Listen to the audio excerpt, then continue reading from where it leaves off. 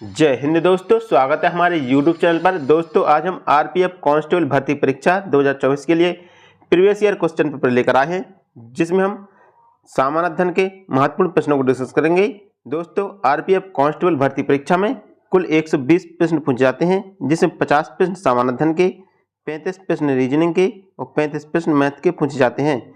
दोस्तों आज हम सामान्य अध्ययन के 25 महत्वपूर्ण प्रश्नों को डिस्कस करेंगे, जो आपकी परीक्षा के लिए अति महत्वपूर्ण होंगे।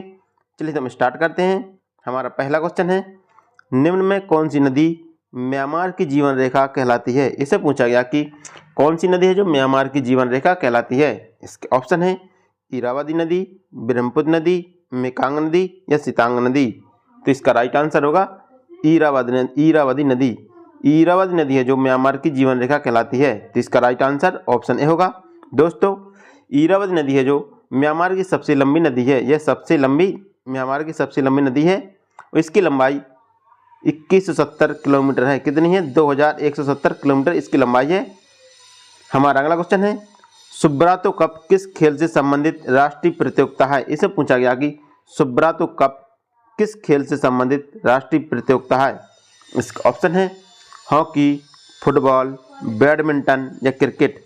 तो इसका राइट आंसर होगा फुटबॉल। सुब्रातो कप है जो फुटबॉल से संबंधित है। तो इसका राइट आंसर ऑप्शन बी होगा। और सुब्रातो कप है जो फुटबॉल है, जो इसकी शुरुआत 1960 ईस्वी को की गई थी। कब की गई थी? 1960 ईस्वी को की गई थी। तो इसका राइट आंसर ऑप्शन बी होगा।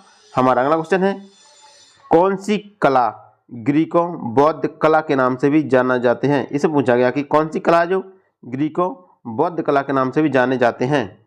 इसके ऑप्शन है गांधार कला, मथुरा कला, शुंग कला या मधुबनी कला। तो इसका राइट आंसर होगा गांधार कला। गांधार कला जो ग्रीकों और बौद्ध कला के नाम से भी जानी जाती है। यह कला ये जो गांधार कला है, भारतीय और यूनानियों की मिश्रित कला है। और इस शैली के प्रमुख संरक्षण थे वो शक और कुषाण शासक थे। वो गांधार कला शैली के प्रमुख संरक्षण शासक थे। तो इसका राइट आंसर ऑप्शन ए होगा, गांधार कला। हमारा अगला क्वेश्चन है, भारतीय बोकल म्यूजियम का प्राचीन रूप है। इसे पूछा गया कि भारतीय बोकल म्यूजियम का प्राचीन रूप क्या है। इसके ऑप्शन है ध्रुपद, ठुमरी, गजल या उपरोक्त में से कोई नहीं। तो इसका राइट आंसर होगा ध्रुपद है जो भारतीय बोकल म्यूजियम का प्राचीन रूप है। तो इसका राइट आंसर ऑप्शन ए होगा। हमारा अगला क्वेश्चन है, वर्ष 2022 के एशियाई खेलों का आयोजन निम्न में से किस स्थान पर किया गया था। इसे पूछा गया कि वर्ष 2022 में एशियाई खेलों का आयोजन किस स्थान पर किया गया था। इसके ऑप्शन है बेकांग थाईलैंड, हांगझू चीन, जकार्ता इंडोनेशिया या टोक्यो जापान। तो इसका राइट आंसर होगा हांगझू चीन। 2022 में एशियाई खेलों का आयोजन हांगझू चीन में किया गया था। तो इसका राइट आंसर ऑप्शन बी होगा। हमारा अगला क्वेश्चन है, उपनिवेशी भारत में कोलकाता में एशियाटिक सोसाइटी की स्थापना किसने की थी। इसे पूछा गया कि उपनिवेशिक भारत में यानी ब्रिटिश सरकार का जो भारत शासन था, उसमें कोलकाता में एशियाटिक सोसाइटी की स्थापना किसके द्वारा की गई थी। इसका ऑप्शन है विलियम जोन्स, ए.ओ. हुम, राजा रवि वर्मा या केशवचंद्र सेन। तो इसका राइट आंसर होगा विलियम जोन्स। कोलकाता में एशियाटिक सोसाइटी की स्थापना विलियम जोन्स के द्वारा 1784 ईस्वी में की गई थी। कब की गई थी? 1784 ईस्वी में की गई थी। और इस समय भारत के गवर्नर वारेन हेस्टिंग थे। तो इसका राइट आंसर ऑप्शन ए होगा, विलियम जोन्स। हमारा अगला क्वेश्चन है, भारतीय संविधान के किस अनुच्छेद के तहत उपराष्ट्रपति का चुनाव होता है। इसे पूछा गया कि भारतीय संविधान के किस अनुच्छेद के तहत उपराष्ट्रपति का चुनाव होता है। इसका ऑप्शन है अनुच्छेद 54, अनुच्छेद 63, अनुच्छेद 66, अनुच्छेद 74।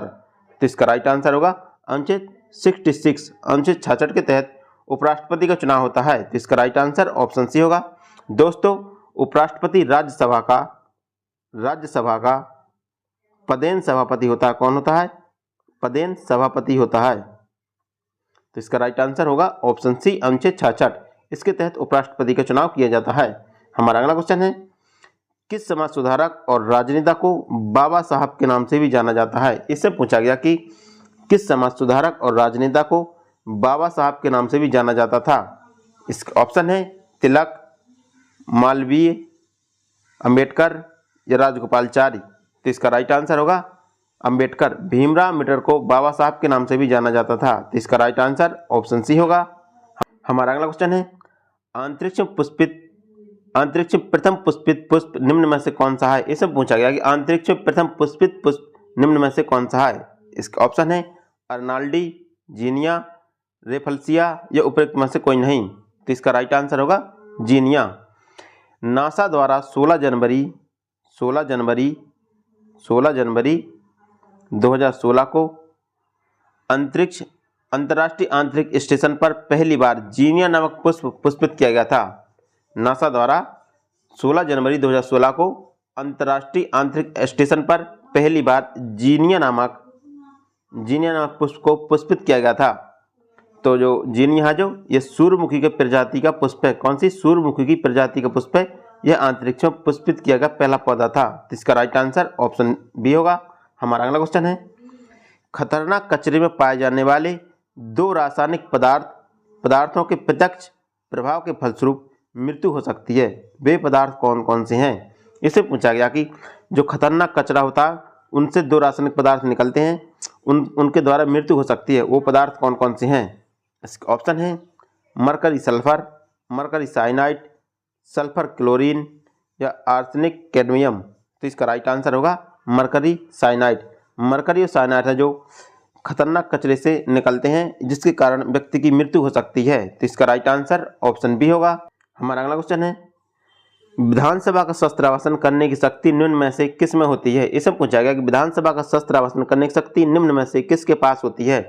इसका ऑप्शन है राज्यपाल, राष्ट्रपति, मुख्यमंत्री या प्रधानमंत्री। तो इसका राइट आंसर होगा राज्यपाल। संविधान के अनुच्छेद 174 के तहत राज्यपाल विधानसभा का शस्त्रावासन कर सकता है। तो इसका राइट आंसर ऑप्शन ए होगा। हमारा अगला क्वेश्चन है, मानव शरीर संरचना में कौन सी दूसरी सबसे बड़ी ग्रंथि होती है? इसे पूछा गया कि मानव शरीर में दूसरी सबसे बड़ी ग्रंथि कौन सी होती है? इसका ऑप्शन है अग्न्याशय, यकृत, पित्ताशय या पीयूषिका ग्रंथि। तो इसका राइट आंसर होगा अग्न्याशय। मानव शरीर की दूसरी सबसे बड़ी ग्रंथि होती है वो अग्न्याशय होती है। और सबसे बड़ी ग्रंथि होती है यकृत। ये प्रथम होती है, जो यकृत होती है, और दूसरी सबसे बड़ी अग्न्याशय होती है। तो इसका राइट आंसर ऑप्शन ए होगा। हमारा अगला क्वेश्चन है, निम्न में से किस पर मुक्त व्यापार क्षेत्र नहीं है? इसे पूछा गया कि किस पर मुक्त व्यापार क्षेत्र नहीं है। इसका ऑप्शन है मुंबई, कांडला, त्रिवेंद्रपुरम या विशाखापट्टनम। तो इसका राइट आंसर होगा त्रिवेंद्रपुरम बंदरगाह पर मुक्त व्यापार क्षेत्र नहीं है। तो इसका राइट आंसर ऑप्शन सी होगा। बाकी मुंबई, कांडला और विशाखापट्टनम पर मुक्त व्यापार क्षेत्र है। दोस्तों, मुक्त व्यापार क्षेत्र का उद्देश्य होता है आर्थिक गतिविधि को बढ़ाना। तो इस मुंबई, कांडला और विशाखापट्टनम बंदरगाह पर मुक्त व्यापार क्षेत्र है। तो इसका राइट आंसर होगा ऑप्शन सी होगा, जिस पर मुक्त व्यापार क्षेत्र नहीं है, त्रिवेंद्रपुरम। हमारा अगला क्वेश्चन है, रक्त समूह ओ निम्न में से क्या कहलाता है? इसे पूछा गया कि रक्त समूह ओ होता है वो निम्न में से क्या कहलाता है?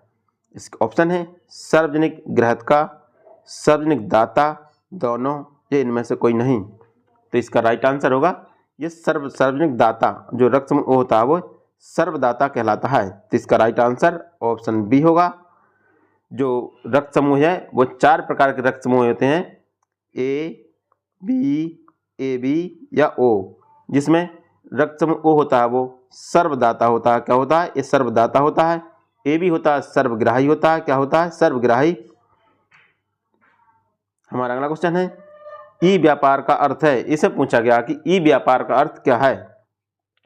इसका ऑप्शन है इंटरनेट पर व्यापार, निर्यात व्यापार, यूरोपीय देशों से व्यापार या उपयुक्त में से कोई नहीं। तो इसका राइट आंसर होगा इंटरनेट पर व्यापार। ई व्यापार का अर्थ है इंटरनेट पर व्यापार। तो इसका राइट आंसर ऑप्शन ए होगा। हमारा अगला क्वेश्चन है, चंदन के पेड़ों के लिए किस प्रकार के वन उपयुक्त है? इसमें पूछा गया कि चंदन के पेड़ों के लिए किस प्रकार के वन उपयुक्त थे। इसके ऑप्शन है सदाबहार वन, रेगिस्तान वन, उष्णकटिबंधीय पर्णपाती वन या टुंड्रा वन। तो इसका राइट आंसर होगा उष्णकटिबंधीय पर्णपाती वन। चंदन के पेड़ों के लिए उष्णकटिबंधीय पर्णपाती वन उपयुक्त होते हैं। तो इसका राइट आंसर ऑप्शन सी होगा। हमारा अगला क्वेश्चन है मुंबई हाई निम्न में से किससे संबंध है। इसे पूछा गया कि मुंबई हाई का संबंध किससे है। इसके ऑप्शन है पेट्रोलियम, जूट, इस्पात या कोयला। तो इसका राइट आंसर होगा पेट्रोलियम। मुंबई हाई पेट्रोलियम उत्पादन से संबंधित है, तो इसका राइट आंसर ऑप्शन ए होगा। हमारा अगला क्वेश्चन है टिहरी बांध का निर्माण किस नदी पर किया गया। इसे पूछा गया कि टिहरी बांध का निर्माण किस नदी पर किया गया। इसका ऑप्शन है यमुना नदी, गंगा नदी, भागीरथी नदी या ब्रह्मपुत्र नदी। तो इसका राइट आंसर होगा भागीरथी नदी। टिहरी बांध का निर्माण भागीरथी नदी पर उत्तराखंड में किया गया। कहाँ पर? उत्तराखंड में किया गया। तो इसका राइट आंसर ऑप्शन सी होगा।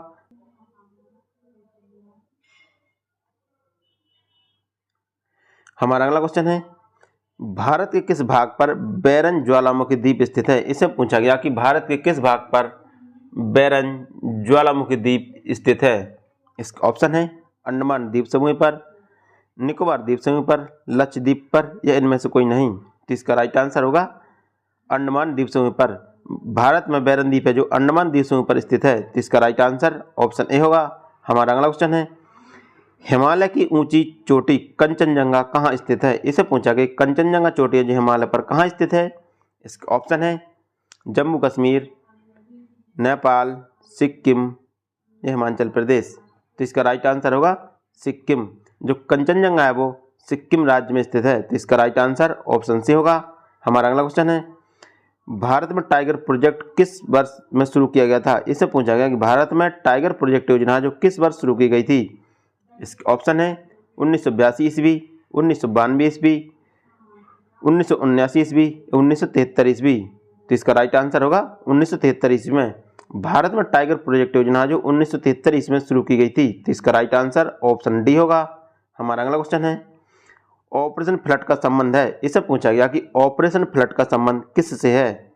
इसका ऑप्शन है बाढ़ नियंत्रण, भूमि भूक्षरण रोकथाम, दुग्ध उत्पादन या मत्स्य उत्पादन। तो इसका राइट आंसर होगा दुग्ध उत्पादन। ऑपरेशन फ्लड का संबंध दुग्ध उत्पादन से है। तो इसका राइट आंसर ऑप्शन सी होगा। हमारा अगला क्वेश्चन है ज्ञानपीठ पुरस्कार किस क्षेत्र में दिया जाता है। इसे पूछा गया कि ज्ञानपीठ पुरस्कार वो किस क्षेत्र में दिया जाने वाला पुरस्कार है। इसका ऑप्शन है साहित्य, इतिहास, नाट्य या नृत्य। तो इसका राइट आंसर होगा साहित्य के क्षेत्र में। ज्ञानपीठ पुरस्कार है वो साहित्य के क्षेत्र में दिया जाने वाला पुरस्कार है। तो इसका राइट आंसर ऑप्शन ए होगा। हमारा अगला क्वेश्चन है भारत एक खोज पुस्तक के लेखक कौन है। इससे पूछा गया कि भारत एक खोज पुस्तक के लेखक कौन है। इसका ऑप्शन है स्वामी विवेकानंद, महात्मा गांधी, जवाहरलाल नेहरू या सुभाष चंद्र बोस। तो इसका राइट आंसर होगा जवाहरलाल नेहरू। भारत एक खोज पुस्तक के लेखक जवाहरलाल नेहरू है। तो इसका राइट आंसर ऑप्शन सी होगा।